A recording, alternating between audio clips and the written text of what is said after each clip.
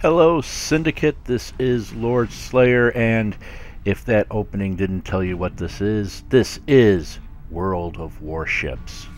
This game has been out for quite a bit in alpha and beta. It is only within the last month done an open beta where anybody can join in, and so naturally I joined in. The game gives you currently United States and Japanese warships. The first warship that you're going to get to see here is the USS Erie. Let me get a picture up here for you. The Erie is a patrol boat. It was built in the 30s and did make it somewhat through World War II. There she is. It sank. It got wrecked. It sank. Anyway, it's what you get. The Japanese ship that you get is a Hashidate. Hashidate.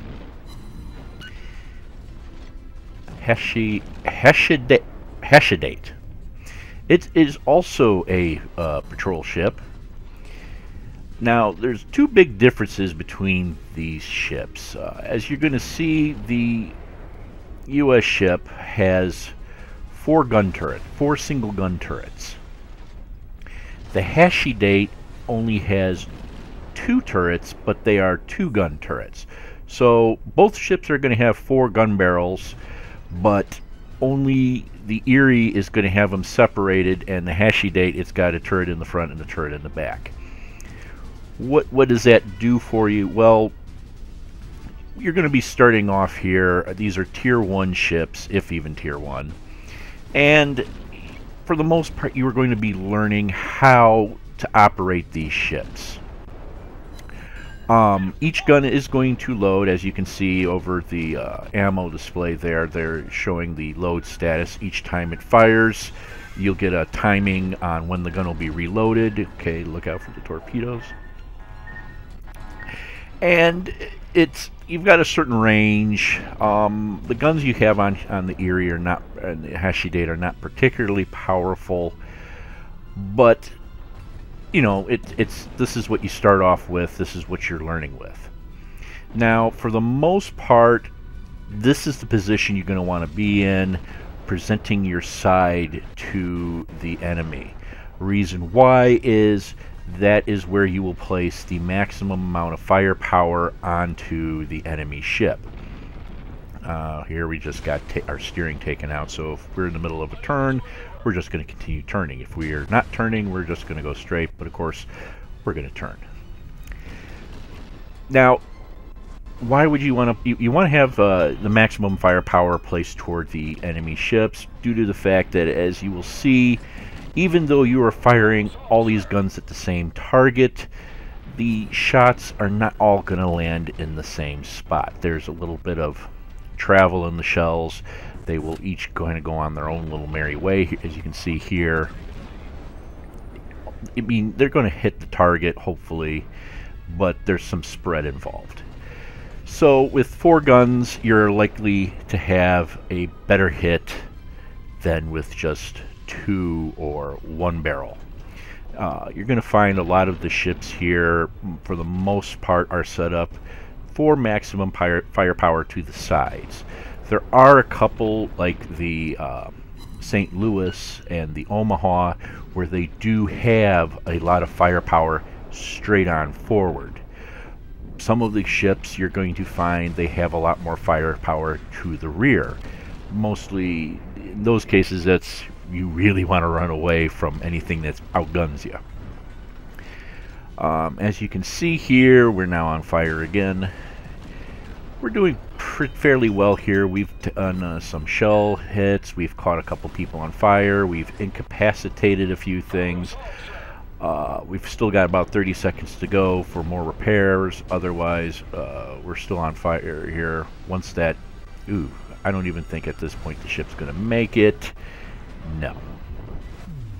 You're going to be finding, in most cases, as you start off, you're going to be exploding quite a bit. There's no way around it. You until you learn how to operate the ship, you're going to explode. like I said, the Erie, it's pretty much the first one you want to try. It's about the easiest one to use. Here, yeah, we eventually did lose. Erie, it has a fairly good speed. You're getting upwhere around the 30 knot range. It's fairly maneuverable. It's lightly armed, it's lightly armored. It's not really going to be going for a full drag out fight. Alright, so here we have the Hashidate. And as you can see, it's only got 2 guns, or gun turrets. One in the front, one in the back. It's 2 barrels in front, 2 barrels in back. So, unlike the Erie, you have at least 2 guns at all times in one turret. Unlike the Erie, if you get a turret taken out, that's just halved your firepower, whereas in the Erie, if you lost a turret, you still had 3 other ones. So, also, the Japanese ships, they, for whatever reason, seem to like catching fire a hell of a lot more than the American ships. I don't know if they're trying to replicate, if it's really something they're trying to replicate from the actual Japanese Navy or not, but damage control in the Japanese Navy historically was not very good.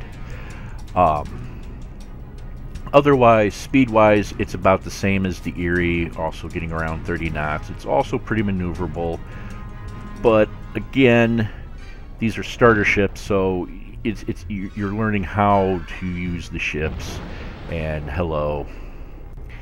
trying to avoid running into other people.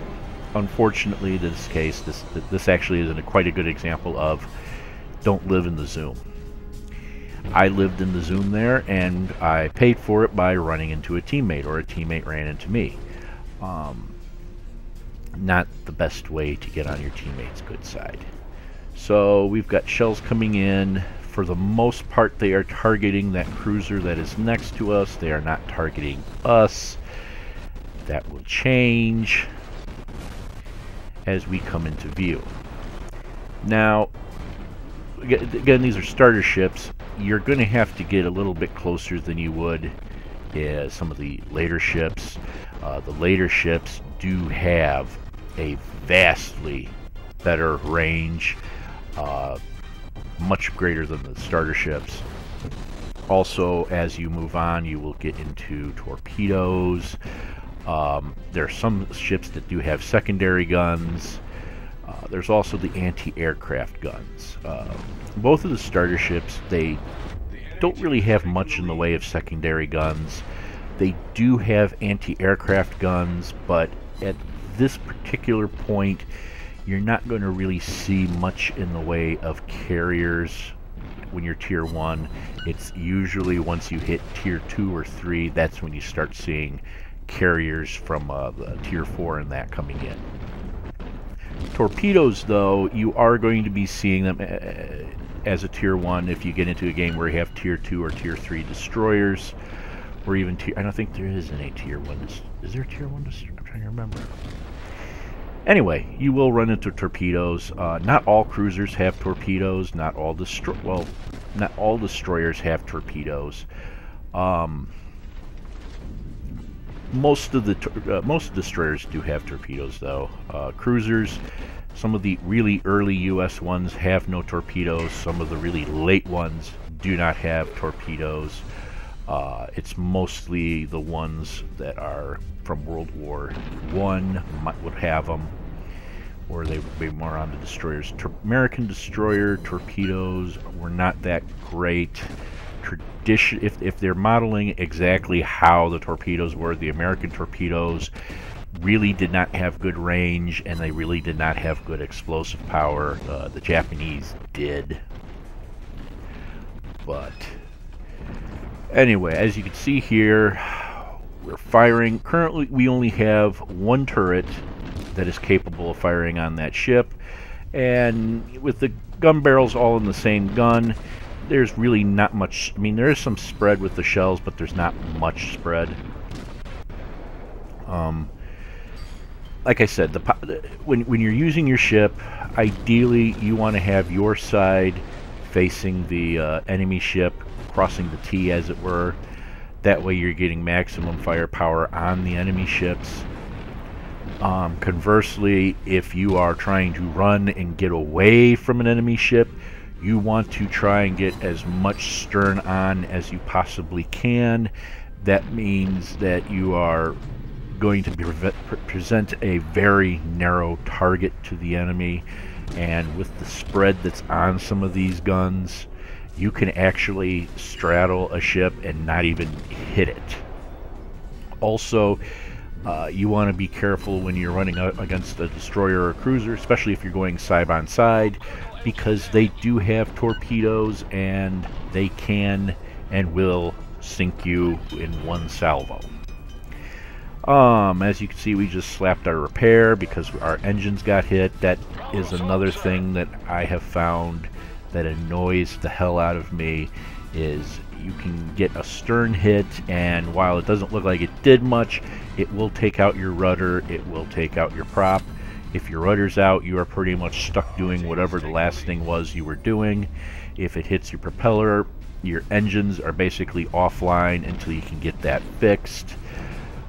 If you had to slap your repair button to prevent from burning up, or you just repaired your rudder and then you get hit again and the propeller's taken out, or even the rudder's jammed again, now you've got to wait for that repair to cool off before you can slap it again. So whatever, if it's a rudder, you are now going to be circling for about 2 minutes. If it's propeller, well, in this game, if you do not move, you are a target and you will be shot up. It does take time to get these ships going to their top speed. If you're at 0, it is going to take you at least a minute, if not more, just to spool up to at least 10 or 15 knots. Some of these guns take only a couple of seconds to reload. As you can see here, we are firing a full broadside into him, and we fired more broadsides into him than he was able to fire off shots. That's going to be another issue you'll see later on. The smaller your gun is, the more you're more capable of firing rounds per minute you are.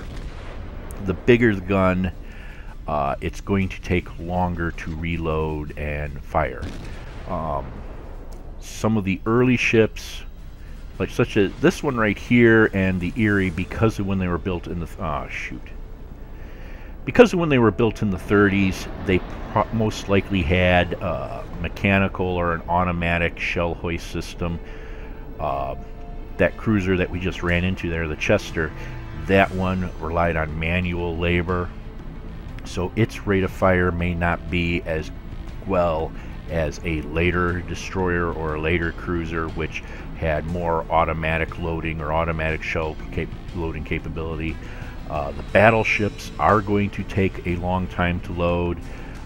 Yamato is definitely going to be a very long time to load. All those shells back in the day were loaded by hand, and they were the size of a man. So if they're modeling everything as correctly, or you're wondering why is it taking so long to load up a shell or to load a broadside, that's most likely why. Now, what am I shooting at here? Doesn't really matter. I think he's already sunk. So for the most part, the game is fairly well put together. There are going to be moments where you're going to curse and swear. You also have the capability of upgrading your ships and your captains somewhat to improve your survivability. Actually, both the Erie and the Hashidate here I did upgrade them.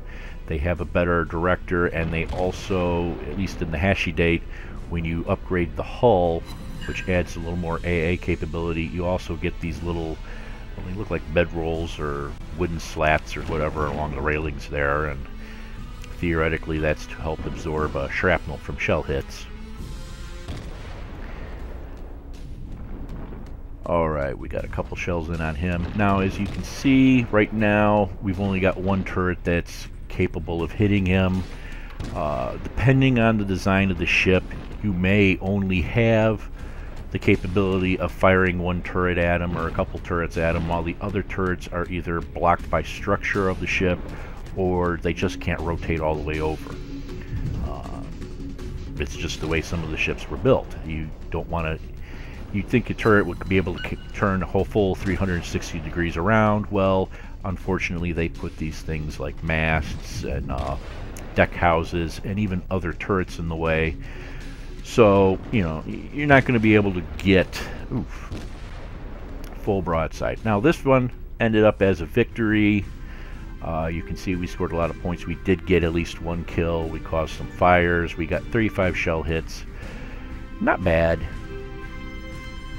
And then it breaks down what you sank and how many shells you put into it and that. So for the most part, you know, your learning ships, you're going to be, you know, using them to learn and practice and to improve your skills. Eventually you will unlock ships such as this, St. Louis, which next time is what we're going to lead off with, the cruisers. So until then, this is Lord Slayer with World of Warships, and we'll see you next time.